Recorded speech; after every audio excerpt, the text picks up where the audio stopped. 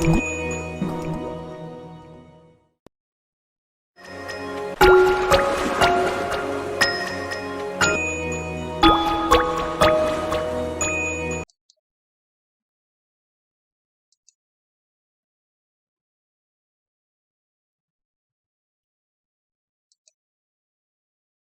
y'all, Sunshine 1979. Trying to bring some content while I can. I was looking for this, it was in my email, so I wanted to go ahead and bring this to you guys. This is the committee, the Senate Judiciary Committee in Nashville, Tennessee. And the TBI is talking about drone footage and their budget, and it's got some pretty interesting information in it, so I wanted to go over this.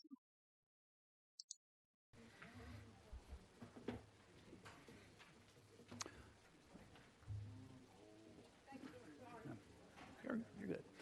Let's call the Senate Judiciary Committee to order. Madam Clerk, take the roll.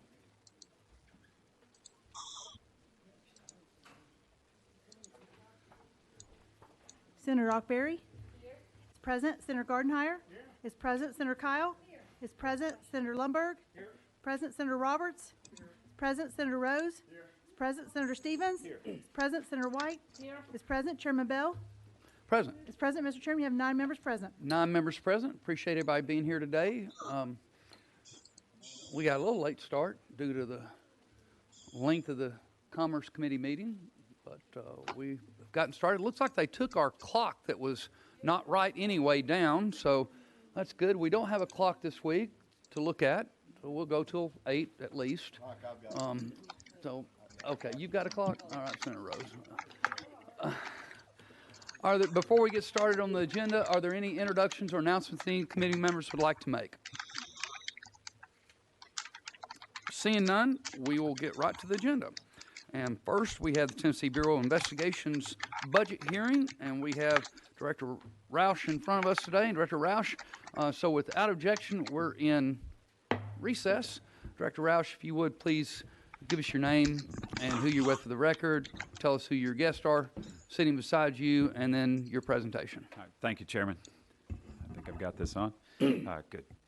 Yes, I'm David Roush, the Director of the Tennessee Bureau of Investigation, and with me today to my right is our Deputy Director, Brad Nealon, and to his right is our Director of Fiscal for the TBI, Brian Senecal.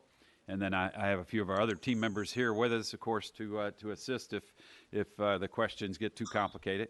And I can bring them up. But our Assistant Director over our lab, Mike Little, our Assistant Director over Technology, Rich Littlehell is here with us. And then, of course, our two stalwart legislative key policy workers for us, with Patrick Powell and Rachel Russell. And so we'll go ahead and get started. So for this year, the cost increases that we have asked for and that the administration has put into the budget proposal is first we'll start with our special crimes positions, division positions. These are 20 positions, and we'll get into detail on where those will be assigned after as I go through this first list. Second on the list is forensic services positions. 25 positions, 20 of those will be scientists, 4 forensic techs, and then 1 administrative position in those positions. And then, I'm sorry. And I'm sorry, I'm probably just going to interrupt you when I have a question. Your forensic services positions, so you said 20 of those would be scientists. In this market, how hard do you think it's going to be to find people to fill those positions?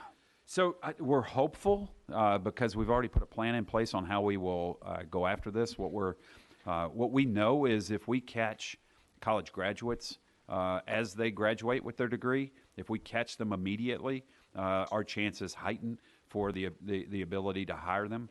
And so we're going to actually immediately in May start the process of recruitment with the anticipation that this budget will get approved. And so we're going to go ahead and start that recruitment in May. As they walk across the stage, we'll be handing them a card, okay, and asking them to apply. Okay. And so we think with that effort, we're going to be okay. Good, good. All right. Sorry to interrupt. No, Proceed. no, absolutely.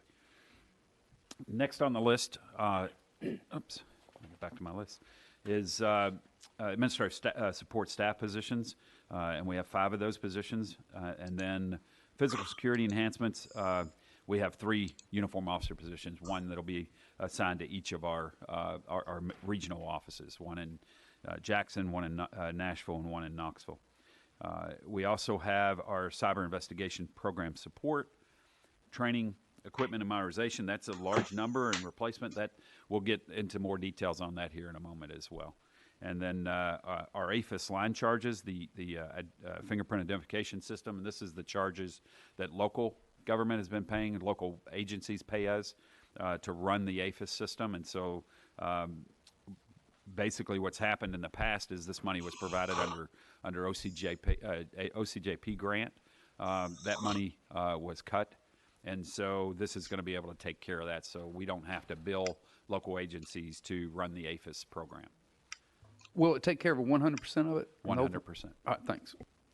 And next is our digital evidence capacity with the growth of digital evidence. And then last on the list there is the Jackson laboratory, the rent. We didn't know what that was going to be until it was built and we were in it. And so that's that piece.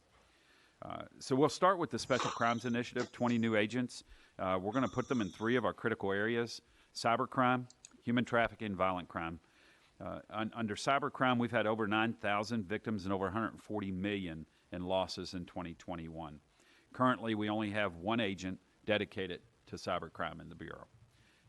The influx of personnel will allow us to dramatically increase our capacity and our capability to investigate these crimes.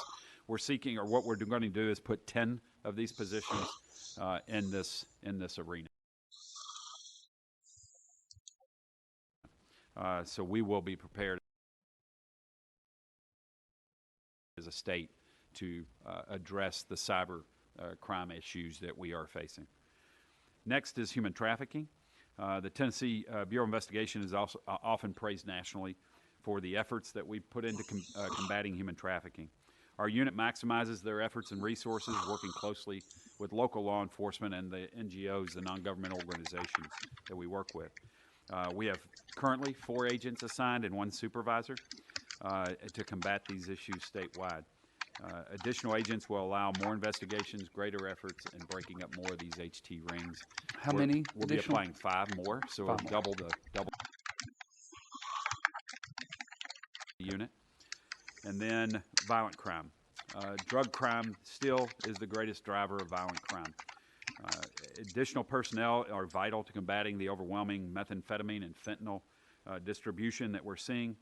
Personnel in this category will also increase our assistance with local law enforcement initiatives. Examples are we've been helping Metro PD with their carjacking efforts and fugitive apprehension that we use. In that area, so we'll have 4 that we'll assign to drug investigations, and then 1 as a pilot to assist us using our aerial asset, which is critical in these, especially in these apprehension efforts. Director, let me ask you Yes. one question quickly. I know in years past, seems like my memory tells me it was last year, but maybe in the year before, when we asked a question about the meth problem, and I have a figure in my head that the last time we asked you this question, it was estimated, because I know there's no way to know for sure, 85% of it's coming from across the border. Is that still what you think is happening? No, it's closer to 99% is coming from across the border. Wow. Yeah. Okay. I'll make my comment I've made before. It's just another reason that we should secure our border. Yes. Go. And just on that, Chairman, I was just at the border last week, and it is a mess. And so down there visiting with the DEA, looking at the operations the Border Patrol has, and they don't have the manpower. And it's, they're down some 500 border agents. There are portions of the border that are uncovered, no fence, no wall, no technology, nothing. And it's porous. And it's unfortunate. And we are feeling the impact of that. Next on the list, I'm sorry, Chairman Lundberg. Yes. Thank you, Mr. Chairman. Just while we're on that slide, or the I'll go slide back. before, can you go in a little bit more on cybercrime? I think adding 10 to 1 is great. Are these going to be investigators? Are these going to be people who are trained in coding and much more computer savvy, if you will? What kind of makeup is that? Sure. So with those positions, we'll have 8 of those positions will be, 6 of those positions will be investigators. So 6 of them we'll have 1 in each of our regional offices, and we'll have 2 specific here in Nashville. 1 that will handle business cyber attacks, and 1 will handle government cyber attacks. The others will be basically specialist or generalist working in the cyber arena for investigative purposes. We'll have 2 of these positions will be specifically for addressing computer analysis, and so cell phone analysis, computer analysis, those types of things. And then 2 positions will actually be very technical IT type individuals assisting in the investigative with the investigative team. One more, if I may, Mr. Chairman. You've got $450,000 in the budget here. Is that then for capital for those positions? I'm sorry. Let me go Is it- backwards. Yeah, on your first slide, you had $450,000 for cyber investigation program support. Okay. Yes, sir. That's the support. That's going to be the technical side of it. Hardware, software. Hardware, software. Yes, Okay. sir. Thank you. Yes, sir. You're recognized. Continue. Next is the crime lab and the positions that will be going there. Of course, TBI Crime Labs are critical to our criminal justice system in Tennessee. 98.3% of all lab requests are performed on non-TBI cases. They're for our partners throughout the state. The average turnaround times grew substantially from 2011-12 to 2019 and 20. Those times have grown despite our lab being ultra efficient. So last year we've got the Foresight Maximus Award, and what that award is given to, and there's very few labs in the country that get this. So what that that award is given to is labs who maximize the manpower that they have for the maximum efficiency. And so what we know is our scientists do a great job of being efficient with what they do. The problem is we just don't have enough of them. And with the volume of evidence that we have coming in, and so the only solution to that is adding staffing, which is why these 25 positions are critical for us. 20 of those. And Director Yes. Rouse, I remember last year when we were talking about the shell game you were having to play, and I don't mean that in a derogatory sense. no. It's just what you were doing. Yes. And will this fix that? And have you? I know you were pulling guys out of the lab. My memory tells me you were putting them in the field because you had to at times. And so is this going to fix that problem? Right. Yes. This is going to assist as well as so there's 2 pieces to that, Chairman. One is the agent positions we got last year. So those agents will be, as a matter of fact, they start their academy at the end of this month, and so we'll have those agents come on.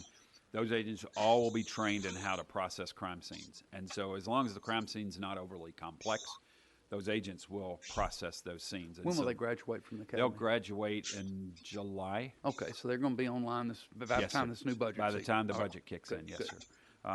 And so that'll take care of that piece. And then these forensic scientists will be able to stay on the bench, as we call it, working evidence, so they don't have to go out and do as much crime scene work in the field. And that's going to be one piece of this. And then second piece of this is getting more scientists to address the critical areas. And these scientists will be in areas like forensic biology, forensic chemistry, the biggest areas of need for turnarounds. And so they'll be assigned to those specific areas. In addition, we'll have forensic tech positions, 4 of those, and then, of course, an admin assistant position needed over in our Knoxville lab. There's a difference between forensic science and forensic tech, and I want to make sure there's an understanding there.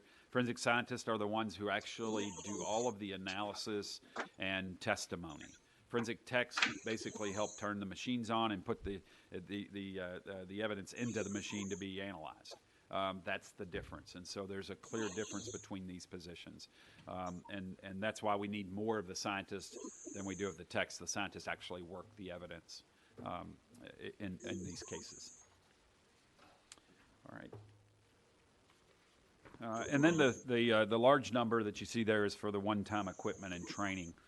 There are a number of things that we have recognized that we needed, and so a significant one-time investment will help to improve, replace, modernize aging equipment and technology across all of our divisions within the TBI.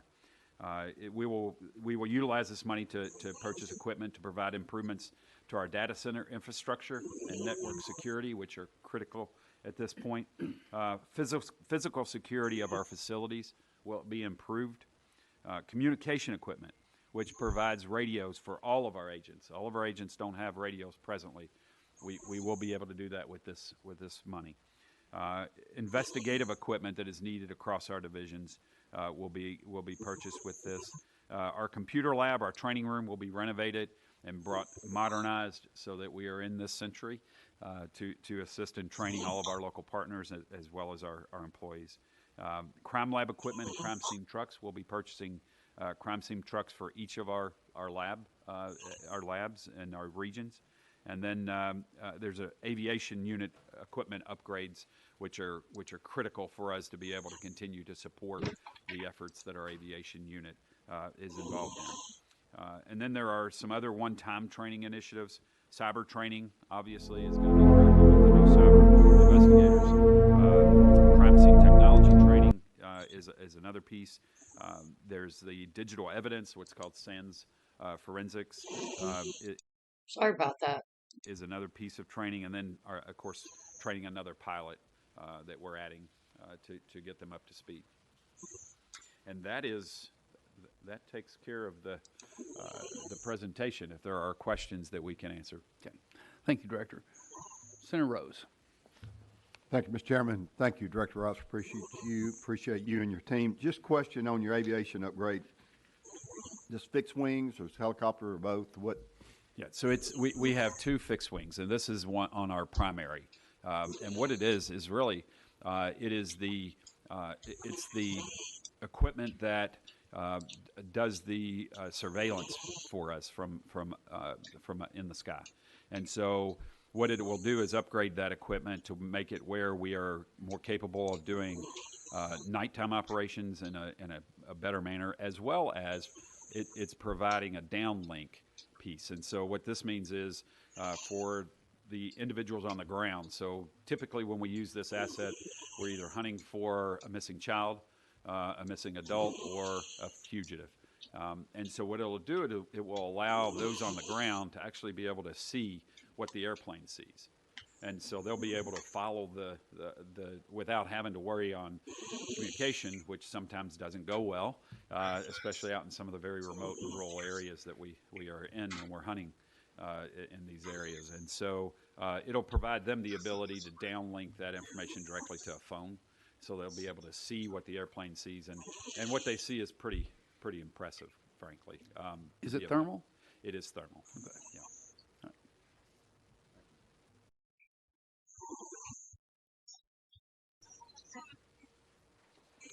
Any further questions for our witnesses? Chairman, I do have one more. I forgot. I've got some more too, so you go ahead with yours. In the agency response to the Senate Finance Ways and Means questionnaire, there was one line item that we overlooked on question 2B, just so you all have it, and that is in terms of the increases that were not funded. There was a request under physical security enhancements. We'd actually requested 5. We got 3 personnel. 2 of those personnel weren't included. So it increases that dollar amount by $260,100. I just want to make sure that's in there. All right. No further questions. I've got a couple that I want to ask. First, you requested 124 new positions, and you got 53. Yes, sir. That's a pretty wide gap between what was requested and what was received. 71, my memory, if my math is correct. Good math. So, how's that going to impact the mission? So it is a good start. You know, when I came in the door, I was asked to do a full review of the Bureau and tell this body what we needed, as well as the administration, and that's what I've been doing. And so this ask was a big ask, but it was because we finally have finished our review. Almost, well, 4 years in now, and so we've got that review done, and that's what this ask is. This is what is needed to get the Bureau where we need to be. Okay. And so this is a great start. And those other positions, we will be back. We need them, and so we'll be back asking for them again. Okay. Thank you. You currently have, at least with the numbers I have, and it could change a little bit since then, 55 vacant positions with, I think, $2.1 million in funding tied to those vacant positions. Why are you not using any of those for some of these positions that you need, or are those positions that are vacant because you can't find people to work? Give me some explanation around that. So those are positions, right? So our positions take a little bit of time to fill. So when we get them authorized, it still takes us 6 to 8 months to get those positions filled. So we'll be filling 28 of those positions with the academy. Okay, so those are agent positions that we were working on filling. Okay.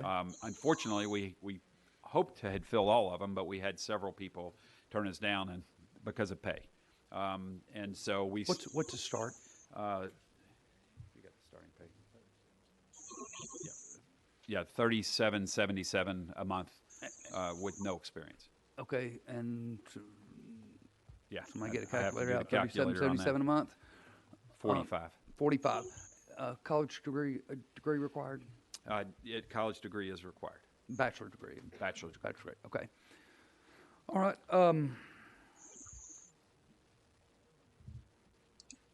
And the $4.4 million that we funded for the 20 additional field agents last year, they will be filled with this academy graduations, correct? Yes, those 20 positions will be filled in this academy coming up at the end of this month. Okay. How much CARES CRF funding did the agency receive, and were you able to use it to supplant any state money? So what was that money spent on? Yeah, so we did get some CARES money, and it was all for technology, and it was not to replace any state money. It was all to buy additional technology that was needed. Okay, thank you. All right, any further questions? Senator Stevens.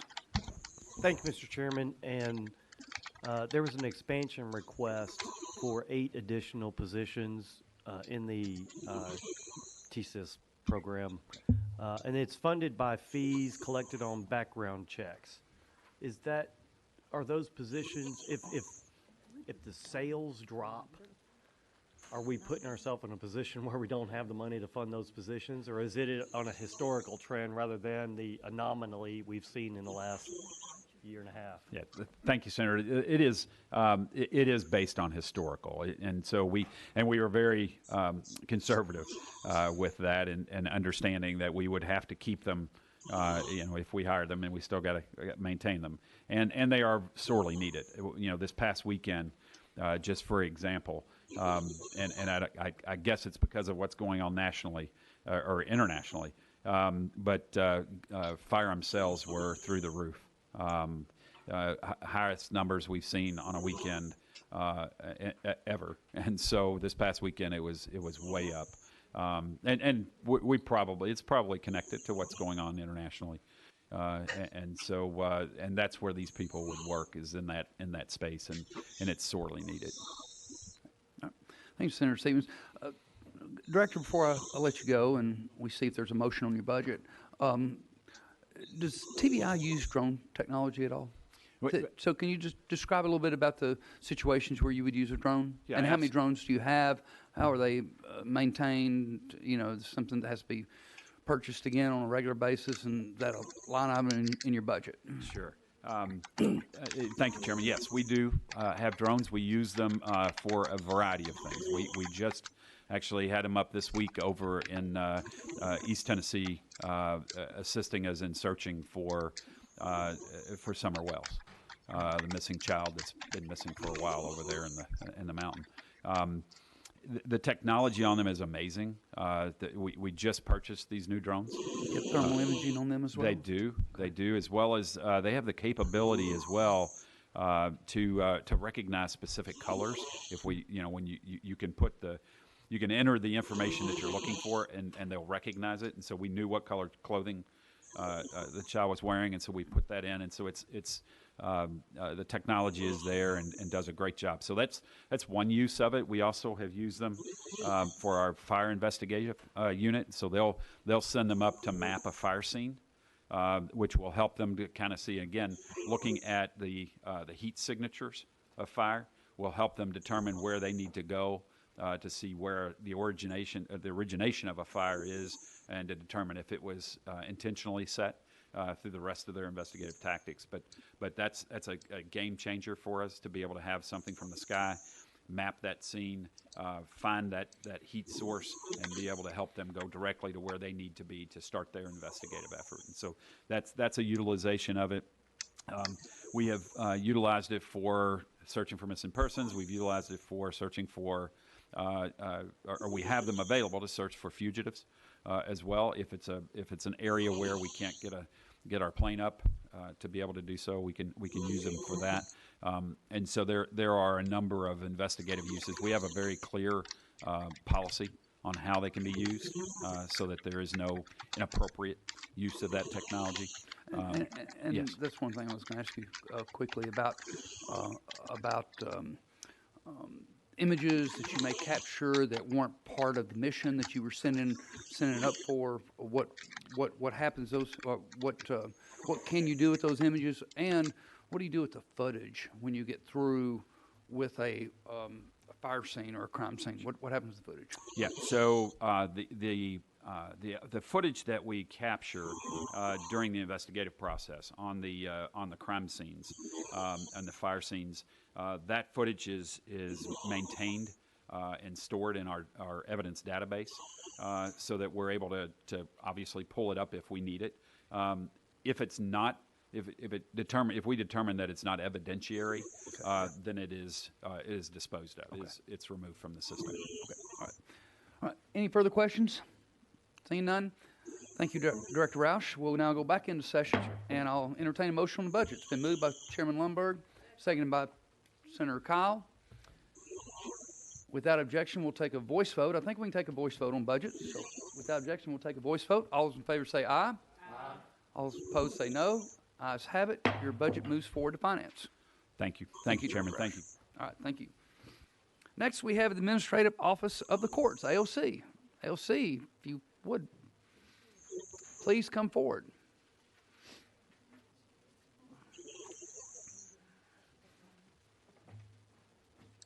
Senator Kyle? Votes aye. Senator Lundberg? Aye. Votes aye. Senator Roberts? Aye. Votes aye. The entire time in the doctor's office. Otherwise, I don't see the difference in her getting the medication from the doctor. Dispensing to be done by a doctor because of the chance of adverse. Vanderbilt offers that service. Chairman Bell, you recognized. School grounds, and is school grounds. Section 63.6.1105 of the amendment provides that an individual or entity shall not provide an abortion-inducing drug in an elementary, secondary, or post-secondary. Thank you for that clarity. Is there any more discussion on the bill? Okay, so I thought that towards the end of that, my head back up here. I thought that towards the end of that there was another mention of the drones. I'm pretty sure there is. I'm gonna drop the link to this and to this document on this video so you guys can go check it out. It's 3 hours long, so I'm not gonna run the whole thing on this vid. But I did want to share this with you guys, and I felt it was important to bring up because it talks about how they're hurting for finances. He talks about how human trafficking is an issue in Tennessee, and I felt it was important because everybody's wanting to know what the TBI are doing, what they're not doing, and what they're not doing. I also felt it was important to include in the Summer Wells series due to the fact that he does speak about Summer. He speaks about the drones being used in her search. And if you guys want to skip ahead and you're not interested in the whole budget meeting, you can go to the 23-minute marker, and it's the drone conversation about Summer Wells, and he talks about how the drones are so strong that they had the color of her clothing and were even able to program that in.